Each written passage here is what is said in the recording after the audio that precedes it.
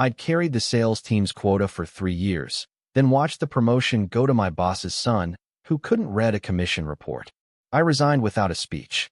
Within days, deals stalled, clients went cold, and my boss was pacing the sales floor shouting, "Where is he? We need him." Listen, I need to tell you something that still makes me shake my head when I think about it.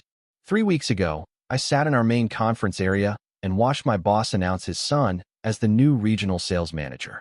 The same kid who'd called gross margins during his presentation like it was some kind of plural concept. The same director who looked me dead in the eye afterward and said, with complete sincerity, that some people are natural workhorses and some people are natural leaders, and he just knew I'd support Blake in this exciting new chapter. I resigned the next day with 2 sentences. No drama, no speech, just an end date. What happened after that unfolded in ways none of them saw coming.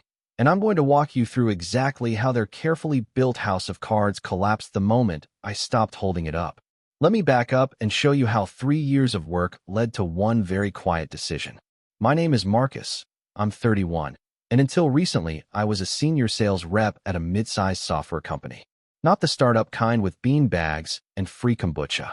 The kind where the coffee machine breaks every other month and stays broken because budgets are perpetually tight and nobody wants to be the one who approves spending on something as frivolous as working appliances. I'd been there 3 years, which made me one of the longest tenured people on the current sales team. And in that time, I'd learned something important about how success gets measured versus how it actually gets made. Quarter after quarter, our sales board told an incredible story. Targets smashed, records broken, bonuses distributed, momentum unstoppable. Our VP loved pulling up those colorful charts in board meetings, loved talking about our region's exceptional performance and how we were leading the entire division. Leadership from other regions would visit sometimes, trying to figure out what made us so special, what our secret sauce was. But if you actually logged into the CRM and drilled down past the surface-level dashboards, if you looked at individual deal records and activity logs, and who was actually doing what, you'd see something different. You'd see the same initials attached to almost everything that mattered. Mine. I was the person rebuilding deals that other reps had written off as dead 6 months ago. I was the one staying until 11 at night to redo proposals because a client had a board meeting at 8 the next morning and needed updated numbers that matched their new budget reality. I was the one who got pulled into meetings to explain our own pricing structure to reps who'd been at the company longer than me, because somehow nobody else could articulate how our discount tiers worked or what the margins looked like at different volume levels. I was the one who quietly fixed technical errors in contracts before they went to legal. I was definitely the one cleaning up after my boss's son made mistakes, because according to my director, everyone has to start somewhere, and we should all be patient while Blake learns the ropes. Blake had joined the team about 18 months into my tenure. He was 26, fresh out of a middling MBA program, and his primary qualification for the role seemed to be sharing genetic material with our regional director. To give him credit where it's due, Blake did have one genuine talent. He was phenomenal in photographs. Team selfies, company events, client dinners. He was always positioned front and center with a perfect smile and his arm draped around whoever was standing nearest. In quarterly slide decks that went up to senior leadership, his name had a funny way of appearing next to deals that I'd spent weeks or months developing. In leadership strategy meetings, according to colleagues who attended them, Blake was frequently described as representing the future of our organization. The people actually doing the work knew different facts. We knew that whenever I took a vacation, even just a long weekend, the entire team's forecast mysteriously slipped. We knew that Blake's so-called closed deals usually involved me swooping in at the last possible moment to rescue a presentation he'd botched or answer technical questions he couldn't handle. We knew that the one time he'd run a major negotiation completely on his own, he'd accidentally promised a Fortune 500 client a discount tier that didn't exist in our system, and I'd burned 2 full days working with legal and finance trying to figure out how to honor his commitment without creating a precedent that would destroy our margins. But none of that seemed to register when the regional sales manager position opened up. The role had been empty for about 4 months. Our previous regional manager had left for a competitor, and during that interim period, our director had been covering both his own role and the vacant position. It wasn't sustainable long-term, and everyone knew a promotion was coming. The question was who. My director made an elaborate show of wanting a fair, transparent process. There would be comprehensive performance reviews, panel interviews with people from sales, operations, and finance, a formal business case presentation where each candidate would pitch their strategic vision for the region's next 2 years. He sent out emails about the timeline, about how this was an opportunity to demonstrate leadership capability, about how seriously the company took internal development. I spent 3 weeks preparing. I pulled together every metric that mattered. Largest book of business in the region by total contract value. Highest client retention rate over the past 2 years. Most customer referrals leading to new accounts. Highest average deal size. Fastest time to close on complex deals. I built financial models showing how my approach to account management had increased upsell revenue by 38% year over year. I mapped out a territory expansion strategy, identified gaps in our current coverage, and created a training framework for bringing new reps up to speed faster. My presentation was tight, data-driven, and realistic. I knew the numbers cold because they were my numbers, built from actual work, not projections or aspirations. Even my colleagues started telling me, in careful voices during lunch or in parking lot conversations, that if I didn't get this promotion, they'd lose faith in the entire system. 2 of them explicitly said they'd start looking for jobs elsewhere, because what would be the point of working hard if competence and results didn't actually matter when opportunities came up? Blake's preparation seemed to consist of throwing together some slides the night before and hoping his natural charisma would carry him through. During his presentation to the panel, which all candidates had to attend, he stumbled through statistics he clearly didn't understand. He mixed up Q3 and Q4 performance data. He kept referring to gross margin as gross margins, like it was multiple things you could count individually. At one point, he suggested a strategy that would have required us to offer services we didn't actually provide. I watched 2 panel members exchange a look that communicated everything they couldn't say out loud. Walking out of that room, I genuinely believed I had it. The contrast had been too stark. The data had been too clear. The announcement came 3 days later. My director gathered the entire sales floor in the main open area, that awkward space near the kitchen where we did birthday celebrations and quarterly kickoffs. He stood at the front wearing his best suit, smiling like someone about to deliver a TED Talk about innovation and leadership. He spent what felt like 10 minutes on preamble, talking about the future of the organization, about the qualities that defined great leaders, about vision and growth and transformation. He dragged it out long enough that my heart started hammering in my chest. I could feel sweat on my palms. Several people were glancing at me, their expressions cautiously optimistic. Then he said the words, "It is my absolute pleasure to announce our new regional sales manager. Please join me in congratulating Blake." The applause that followed was the most forced sound I'd ever heard. People clapping because they had to, because their boss was watching, because not clapping would be worse. It sounded hollow and mechanical. I felt every single person in that room look at me, then immediately look away, like they were embarrassed to witness what was happening. My director put his arm around Blake's shoulders, beaming with obvious pride, then turned back to address the rest of us. What he said next burned itself into my memory with perfect clarity. I want to acknowledge that this was an incredibly difficult decision. We had truly exceptional candidates. But ultimately, we made our choice based not just on numbers, which are important, but on vision and leadership potential and the ability to inspire teams. The reality is that some people are natural workhorses who execute brilliantly. Other people are natural leaders who elevate everyone around them. Both are valuable. Both are necessary. And I have complete confidence that Marcus will support Blake as he steps into this important new role. Natural workhorses. Natural leaders. I stood completely still and felt something inside me turn cold and quiet and final. I didn't argue. I didn't object.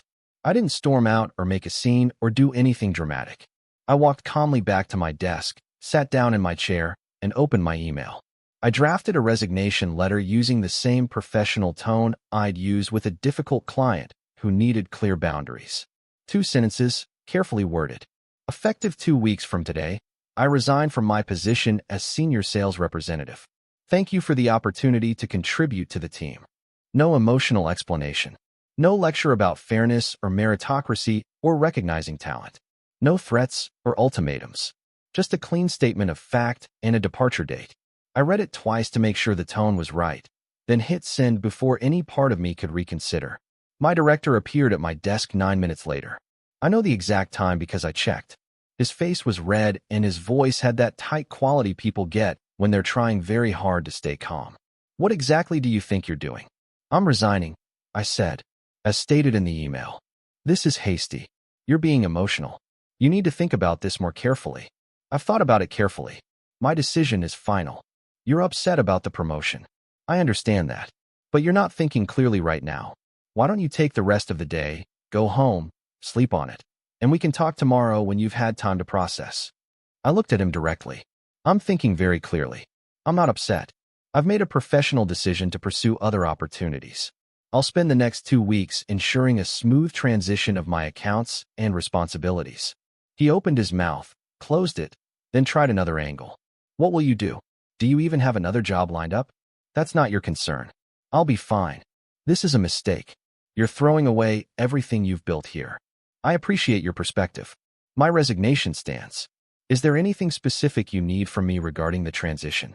He stared at me like I'd started speaking a foreign language. I think he'd expected me to break down, to beg, to get angry, to give him something he could work with. My refusal to provide any emotional leverage clearly didn't fit whatever script was running in his head. After another moment of uncomfortable silence, he walked away without another word. What my director and his son never understood, what they couldn't have understood because they'd never bothered to look below the surface, was that I hadn't just been their top closer. I'd been the entire operational foundation their success was built on. While they were busy performing leadership and getting photographed at company events and taking credit in meetings, I'd been building structure. Over 3 years, mostly out of pure self-defense and necessity, I had created every system that made our region sales operation actually function. I'd built all the forecast models from scratch. The VP loved showing them to the board because they looked professional and told a compelling story, but he had no idea how they worked or what assumptions they were built on. I designed the Excel templates everyone used for tracking quota attainment and pipeline health.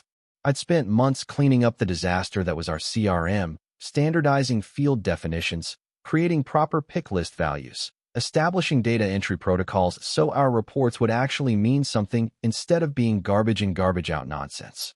I'd created automated workflows that sent reminders when contracts were approaching expiration, when renewals needed attention, when follow-up tasks were overdue.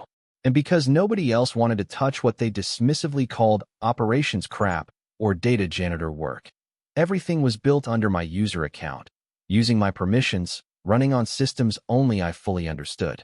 IT could transfer my email address after I left. They could reassign my accounts to other reps in the CRM. They could update the org chart.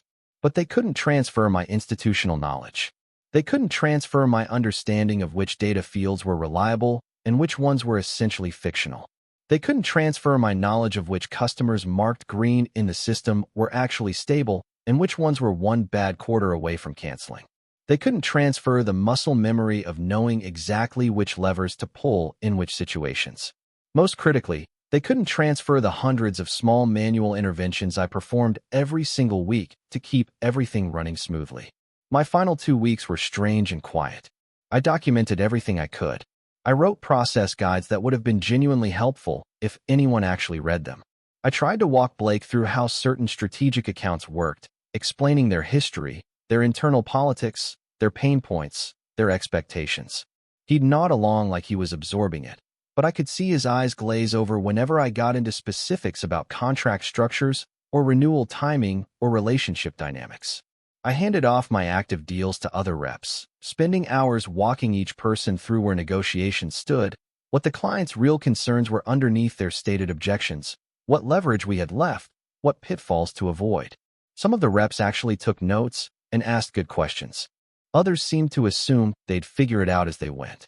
On my last official day, I cleaned out my desk, returned my laptop and security badge, and left. There was no cake, no farewell lunch, no speech. Just a professional exit from a building I'd spent 3 years walking into.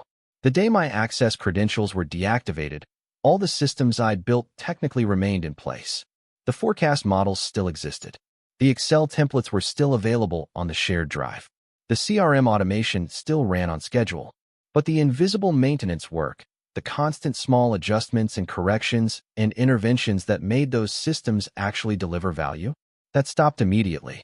The consequences started appearing within 72 hours. Deals that had always mysteriously landed right at quarter end suddenly went silent. Renewals that we'd supposedly never had to worry about started sending pointed emails asking about pricing increases and whether they should explore competitive options.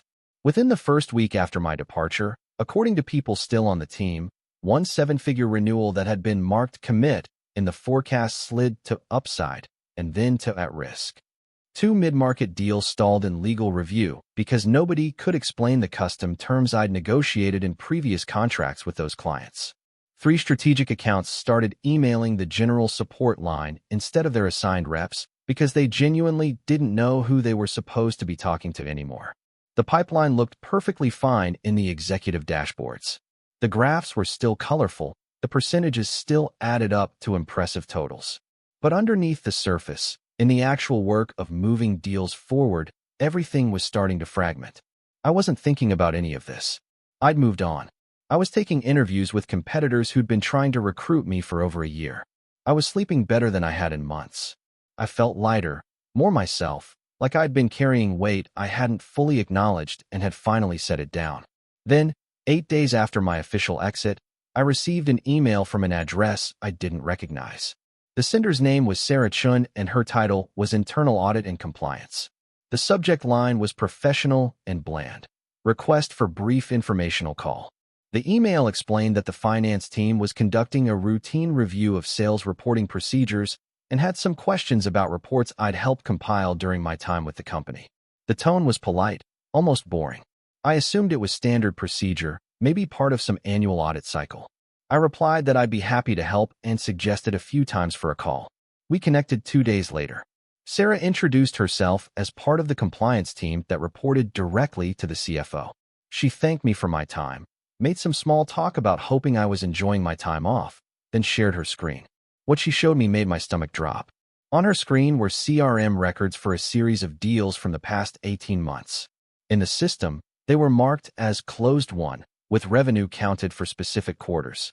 But according to the contract dates Sarah was showing me in a separate window, several of these deals hadn't actually been signed until weeks, sometimes a full month, after they'd been marked closed in the CRM. Revenue was being recognized based on verbal commitments and handshake agreements, not on executed contracts or received purchase orders. Discount levels were missing entirely from some records or misclassified in ways that made margins look significantly healthier than reality. Deal stages had been changed in ways that accelerated revenue recognition beyond what the actual customer engagement supported. Sarah's voice was careful and neutral. "Marcus, I need to ask you directly. Were these entries yours? Did you make these changes to mark deals as closed before contracts were signed?" I leaned closer to my screen and examined the modification logs on each record. The user ID attached to most of the changes wasn't mine. It was Blake's. Several others showed my director's username. I scrolled through the timestamps, feeling my pulse accelerate as pattern recognition kicked in. "No," I said clearly. "That's not how I operated. My standard practice was always to mark deals closed won only when we had a fully executed contract or a confirmed purchase order. If these were moved to closed status earlier than that, I didn't do it." Sarah clicked into the detail view of one particular deal, a large enterprise contract from about 7 months ago. In the notes field, typed in neat professional text, were the words, "Per Marcus Reed, deal is guaranteed and can be counted for Q2 forecast. Verbal confirmation received from customer executive team." I stared at those words and felt anger rise in my chest, clean and cold.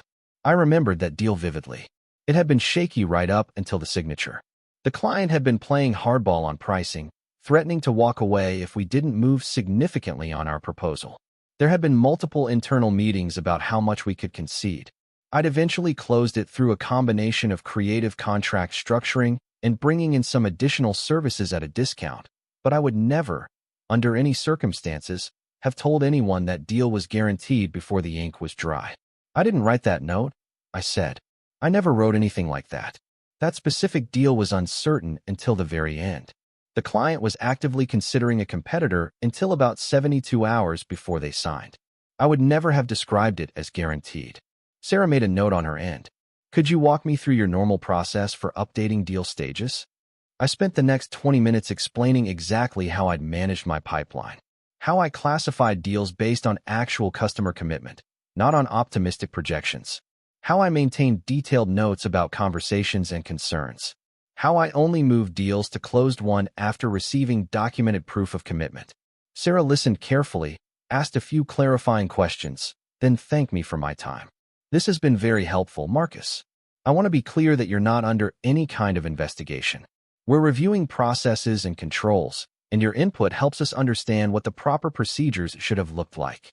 I may reach out again if additional questions come up, but for now, I appreciate your cooperation. The call ended, and I sat staring at my laptop screen, pieces clicking into place. My boss and his son had been systematically manipulating the CRM to make their numbers look better. They'd been moving deals into earlier quarters based on my actual work and relationships, then editing the records to justify the changes, sometimes adding notes with my name attached to make it look like I'd approved or recommended the premature recognition. On paper, it created a narrative of consistent overperformance and unstoppable momentum. In reality, they'd been playing accounting games that cross-lines auditors care very much about. And now that I was gone and couldn't be used as cover or blamed for bad communication, the whole structure was exposed.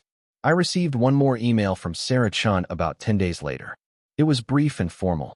Thank you again for your assistance with our review. Your cooperation has been valuable and is appreciated. Please note that you are not a subject of any ongoing investigation. This concludes our need for your input. I replied with a simple acknowledgement and moved on with my life. But I stayed in touch with a few former colleagues, people I genuinely liked who'd been stuck in the same dysfunctional system. They started sending me updates that ranged from concerning to almost darkly funny. Internal audit has basically moved into our floor. They're going through everything. They requested deal files going back 2 full years. People are freaking out. Your name keeps appearing in screenshots they're reviewing, but apparently they're focusing on modification timestamps and user IDs. They can see you weren't logged in when half these changes were made. The investigation had apparently escalated beyond routine compliance review. The CFO had gotten involved directly. Finance was rerunning revenue reports, comparing what had been recognized in which quarters against actual contract dates and cash received. Legal had started using words in meetings like material misstatement and audit risk and board notification. The board of directors, the same board my director had been impressing with those beautiful growth charts for 3 years, suddenly became very interested in understanding why reported revenue growth didn't match actual cash flow patterns. They wanted explanations for why the quarter-end pipeline conversion rate had fallen off a cliff the moment I'd resigned.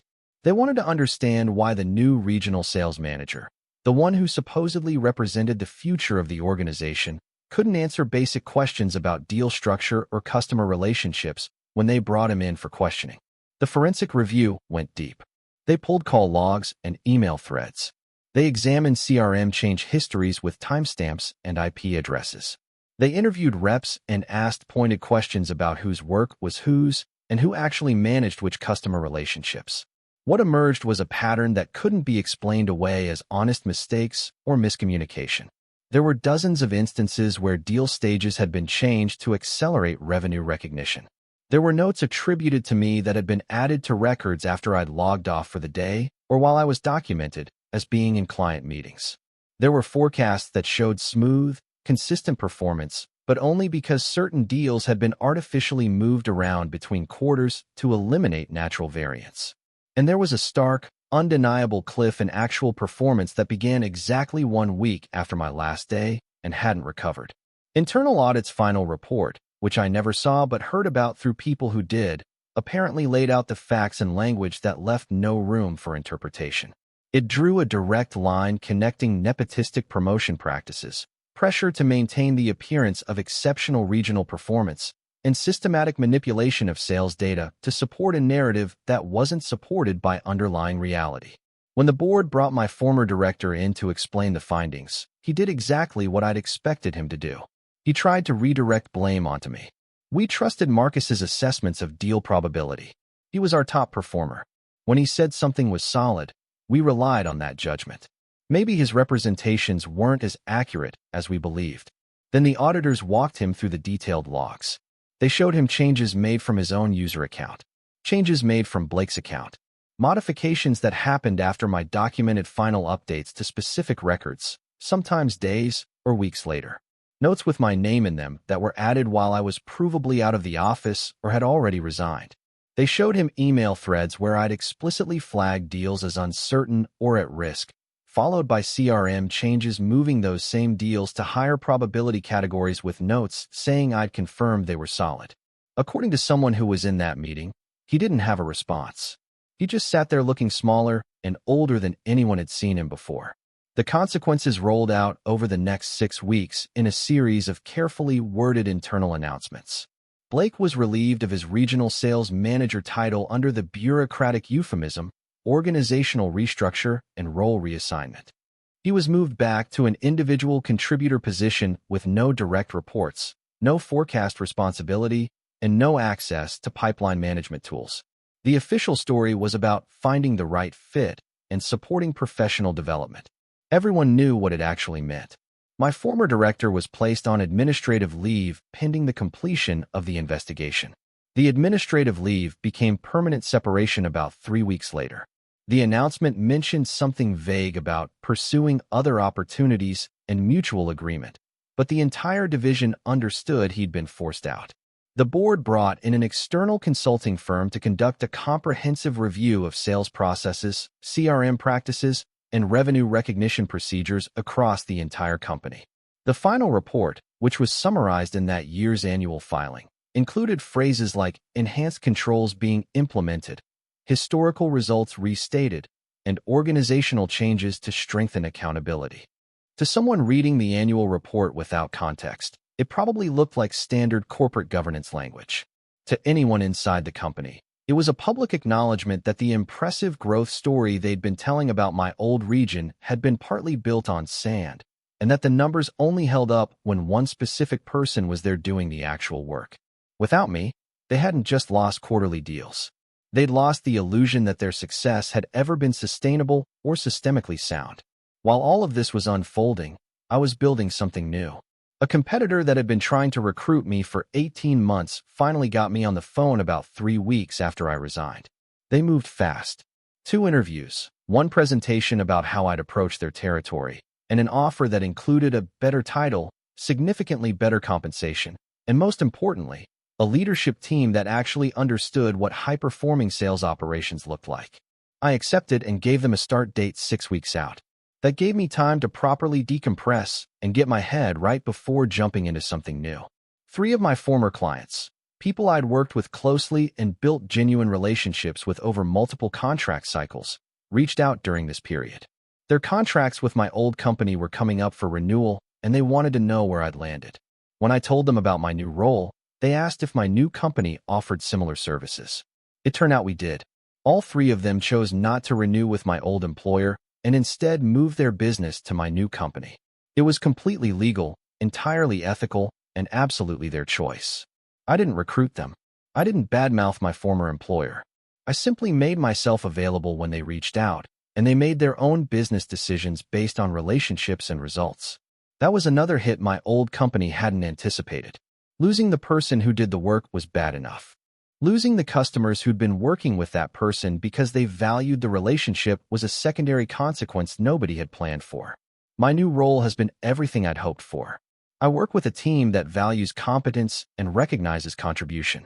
When I close a deal, my name is on it, and nobody else tries to claim credit. When I build systems or create processes, people appreciate it rather than dismissing it as grunt work. My manager understands what I do and why it matters.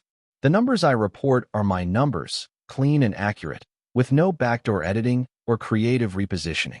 Now, when recruiters contact me or when I run into former colleagues at industry events, they inevitably ask what happened and why I left. I've developed a short, factual answer that tells the essential story without getting dramatic. I spent 3 years being the top performer in my region. When the regional manager promotion came up, it went to my director's son who couldn't read a forecast report. I resigned with 2 weeks' notice. About a month later, Internal audit discovered that the performance numbers leadership had been reporting didn't match reality unless I was there making them true. The people responsible for the data manipulation were removed. I'm in a better place now. It's enough to satisfy curiosity without getting into unnecessary detail. A few months ago, I was in a hardware store near my old office, picking up some things for a home project, and I saw my former director in the checkout line. He was buying basic supplies, looking tired and substantially older than the last time I'd seen him. We made eye contact. There was a moment of recognition. Then something complicated passed across his face.